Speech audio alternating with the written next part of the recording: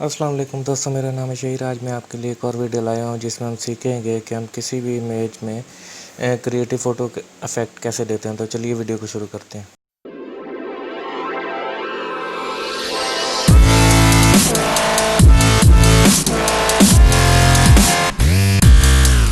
जी दोस्तों, welcome back. तो मैंने फ़ोटोशॉप में कुछ इमेजेस इंपोर्ट कराई हैं, तो हम इन इमेजेस को मैच करके एक क्रिएटिव सा फ़ोटो इफ़ेक्ट बनाएंगे। तो सबसे पहले मैं फ़ाइल पे जाके न्यू पे क्लिक करूँगा। कीबोर्ड से कंट्रोल एन भी प्रेस कर सकते हैं और क्लिपबोर्ड में जाकर फ़ोटो सेलेक्ट करूँगा। फ़ोटोशॉप की डिफ़ॉल्ट जो सेटिंग है वो वैसे ही रहेंगी। इसको मैं ओके कर दूँगा तो एक न्यू विंडो बन जाएगी। न्यू विंडो बनने के बाद मैं बारी बारी जितनी भी फ़ाइल मैंने ओपन की हुई हैं इन सबको मैं ट्रैक करके न्यू जो हमने विंडो बनाई है इसमें हम ट्रैक करते जाएंगे। तो ये मैंने बर्ड वाली एक ये ड्रैग कराई है, इसको मैं ऑफ़ कर देता हूँ। अब मैं सेलेक्ट ऑल करके इस मॉडल इमेज को भी ड्रैग करके इस न्यू लेयर में लेके जाऊँगा और इस लेयर को भी मैं ऑफ़ कर दूँगा। इस मॉडल लेयर वाली विंडो को भी मैं बंद कर देता हूँ। इसी तरह ये बर्ड वाली इसको भी मैं बंद कर देता हूँ और ये इस तरह ये एब्स्ट्रैक्ट शेप वाली इमेज को भी मैं यहाँ इंपोर्ट करा के इसके लेयर को भी मैं ऑफ़ कर देता हूँ। तो मैं एक ही विंडो में सारे लेयर को ड्रैग करा दिया है और बारी बारी हम इन पर वर्क करेंगे। तो सबसे पहले मैं जो है हम इसका बैकग्राउंड बना लेते हैं। तो ये बैकग्राउंड का लेयर ये लॉक है, यहाँ आगे ताला बना हुआ है। हम इस पर डबल क्लिक करके इस लेयर को अनलॉक करेंगे ताकि हम इसका बैकग्राउंड एडिट कर सकें। तो मैं इस पर डबल क्लिक करूँगा और ओके करूँगा तो ये लेयर अनलॉक हो जाएगी। अब हम इसको एडिट कर सकते हैं। अब हम ग्रेडियंट बैकग्राउंड बनाएंगे। एफेक्ट्स पे क्लिक करके ग्रेडियंट ओवरले पे जाएंगे। यहाँ ग्रेडियंट बार में जाकर नीचे जो ब्लैक एंड वाइट ये जो बटन है नीचे वाला, इस पर हम डबल क्लिक भी कर सकते हैं या सिंगल क्लिक भी कर सकते हैं। तो इस तरह कलर पिकर ओपन हो जाएगा। तो यहाँ कलर पिकर ओपन करने के बाद यहाँ से मैं ऑरेंज कलर ले लेता हूँ। हम कोई भी कलर ले सकते हैं, मैं जस्ट कॉन्सेप्ट बता रहा हूँ। तो इसको हम ओके कर देंगे। अब ये स्टाइल विंडो में 3-4 इफ़ेक्ट्स हैं, यहाँ से हम कोई भी सिलेक्ट कर लेंगे। मैं यहाँ से रेडियल वाला सेलेक्ट करता हूँ। तो अब मैं यहाँ पर रिवर्स पे क्लिक करूँगा तो ये जो ऑरेंज और वाइट कलर है ये रिवर्स करने से एक्सचेंज हो जाएंगे। वाइट ऑरेंज की जगह आ जाएगा और ऑरेंज वाइट की जगह आ जाएगा। तो मैं रिवर्स पे क्लिक करूँगा तो ये दोनों कलर एक्सचेंज हो जाएंगे। तो ये एक्सचेंज हो गए हैं। अब मैं चाहता हूँ ये वाइट कलर थोड़ा सा मैं इसका एरिया बढ़ा दूँ, तो मैं स्केल बार को थोड़ा सा बढ़ा दूँगा तो ये जो वाइट कलर है ये थोड़ा सा इंक्रीज़ हो जाएगा। इसको मैं ओके कर दूँगा तो ये हमारा बैकग्राउंड रेडी हो गया है। अब मैं एब्स्ट्रैक्ट लेयर वाली लेयर को ऑन करूँगा और इसको एडिट में जाके कंट्रोल टी से और अल्ट शिफ्ट दबाकर इसको मैं अंदर की तरफ ड्रैग करके इसको मैं छोटा करूँगा। ये सारी इमेजेस मैंने गूगल से उठाई हैं और आसानी से गूगल से फ्री डाउनलोड हो जाती हैं। तो ये अपनी क्रिएटिविटी की बात है कि हम किस तरह का इफ़ेक्ट बनाना चाहते हैं। मैं जस्ट आपको वीडियो में कॉन्सेप्ट बताता हूँ कि हम इस तरह की इमेजेस भी बना सकते हैं। तो अब ये एब्स्ट्रैक्ट की जो है ये मैंने इसके साइज सेट कर लिया है। अब ये मॉडल लेयर को मैं ड्रैग करके ऊपर ले आता हूँ। इसको भी मैं जूम आउट करा के और इसको कंट्रोल टी से या फ्री ट्रांसफॉर्म एडिट में जाकर इसको भी मैं इसका साइज़ में छोटा कर लेता हूँ। तो ये इसका साइज़ भी मैंने छोटा कर लिया है। मैं दोबारा जूम इन कराता हूँ।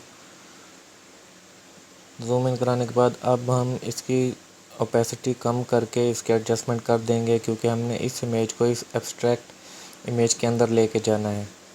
तो इसे फ्री ट्रांसफॉर्म करके मैं इसे मज़ीद छोटा कर लेता हूँ ताकि एब्स्ट्रैक्ट शेप में मॉडल का जो फेस है वो पूरा नज़र आए। तो यहाँ से इसकी हम एडजस्टमेंट कर लेते हैं। तो अब ओपेसिटी मैं फुल कर देता हूँ। अब मैं इस पर मॉडल पर राइट क्लिक करके क्रिएट क्लिपिंग मास्क पर क्लिक करूँगा तो ये जो हमारी इमेज है वो एब्स्ट्रैक्ट इमेज जो थी उसके अंदर चली गई है। तो यहाँ पर इस लेयर के साथ एक एरो बना हुआ आ जाता है जो नीचे की तरफ, जो हमें ये शो कर रहा है कि हमारी जो इमेज है वो नीचे वाली लेयर यानी एब्स्ट्रैक्ट लेयर के अंदर मर्ज हो गई है। अब हम इस इमेज लेयर को सेलेक्ट रखते हुए हम इसको ड्रैग करके इसका एडजस्टमेंट भी कर सकते हैं, तो यहाँ मुझे ठीक लग रहा है। अब हम कस्टम शेप टूल पर जाके रेक्टेंगल बनाएंगे। यूँ मैं ड्रा करूँगा तो ये रेक्टेंगल बन जाएगा।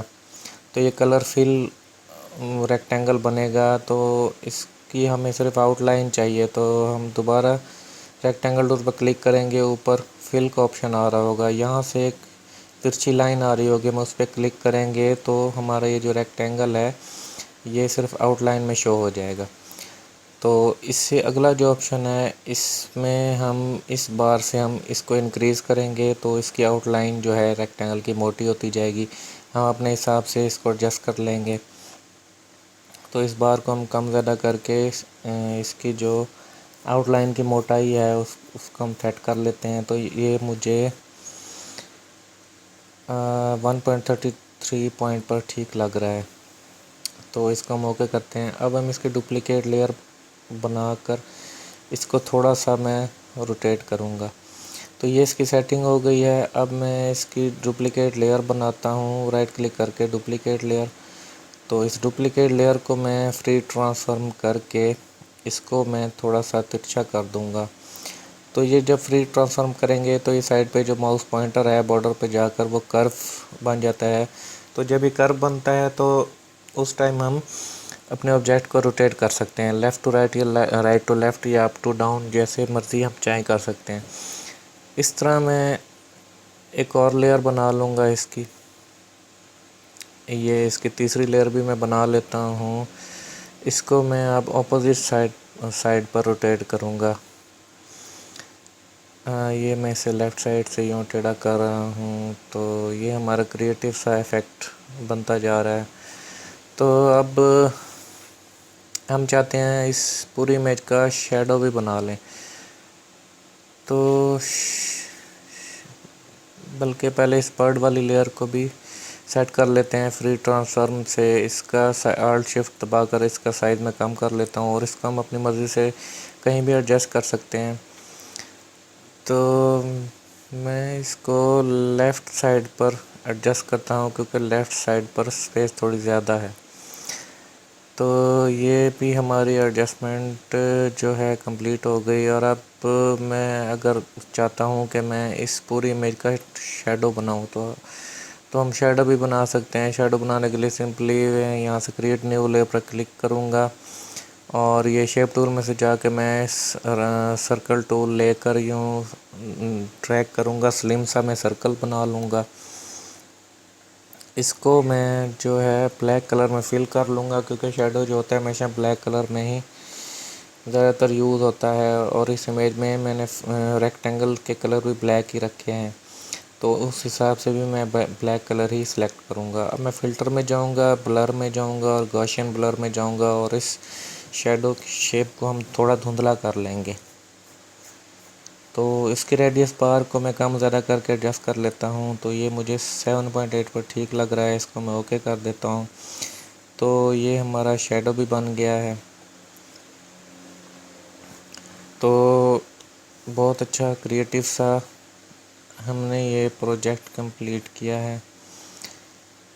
तो इस तरह के हम इसमें कलर चेंजिंग भी कर सकते हैं और अपनी मर्ज़ी का एडजस्टमेंट भी कर सकते हैं, शेप्स चेंज कर सकते हैं। अब मैं फ़ाइल में जाके इसको सेव एज़ पे क्लिक करके सेव करा लेता हूँ। मैं इस फ़ाइल को कोई भी नाम दे दूँगा और हम इसको फ़ोटोशॉप PSD फ़ाइल भी बना सकते हैं जो कि प्रोजेक्ट फ़ाइल होती है। और इसको मैं JPG बना लेता हूँ।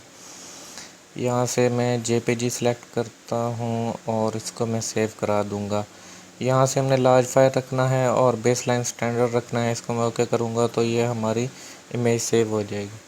तो उम्मीद करता हूँ आपको मेरी ये वाली वीडियो भी पसंद आई होगी। मेरी वीडियो को लाइक कीजिए, सब्सक्राइब कीजिए, अपने दोस्तों के साथ शेयर कीजिए और कमेंट बॉक्स में कमेंट देकर ज़रूर बताइएगा कि आपको मेरी वीडियो कैसी लगी। अपना बहुत सारा ख्याल रखिएगा। अल्लाह हाफिज़।